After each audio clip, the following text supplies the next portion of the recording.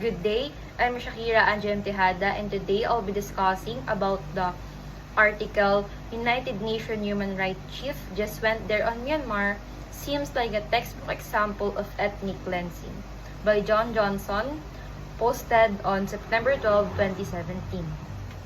But first, let us discuss what is the meaning of ethnic cleansing.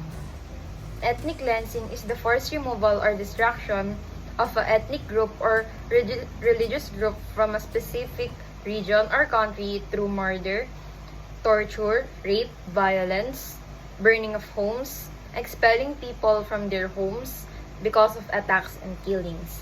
It is a violation of human rights. The United Nations Human Rights strongly accused Myanmar of ethnic cleansing.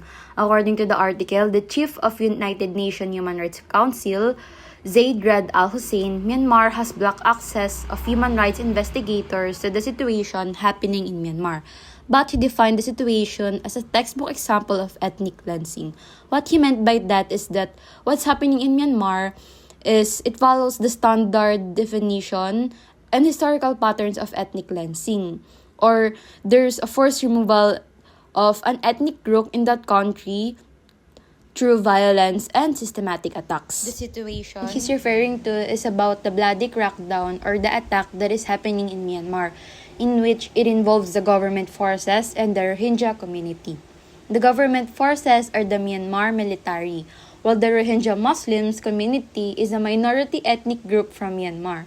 They are Muslims who have lived in Myanmar for generations, mainly in Rakhine province. However, the military's attacks went far beyond targeting militants. It led to violence among Rohingya Muslims community also being affected, that result into them being a refugee. Refugee is a person who has been forced to flee their home country due to war, violence, persecution, or natural disasters and cannot return because of their fear for their safety.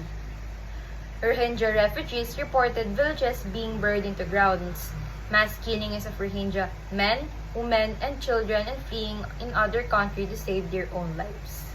There are 370,000 Rohingya civilians who crossed into Bangladesh to seek safety, peace, and away from violence. The situation has created a humanitarian crisis, as Rohingya refugees arrive in Bangladesh with little or no resources, needing a food, shelter, healthcare, and security. Despite the testimonies of Rohingya refugees and overwhelming evidences of the Myanmar violence against the Rohingya civilians, the Myanmar official insists that they are targeting only the terrorist militants, and they are sparing or protecting the civilians of Myanmar. With the Myanmar government refusing to allow independent investigators to access the situation, and many Rohingya Muslims crossing borders, this led the United Nations Human Rights Council to conclude that the real goal was to drive the Rohingya out permanently, making it a classic case of ethnic cleansing.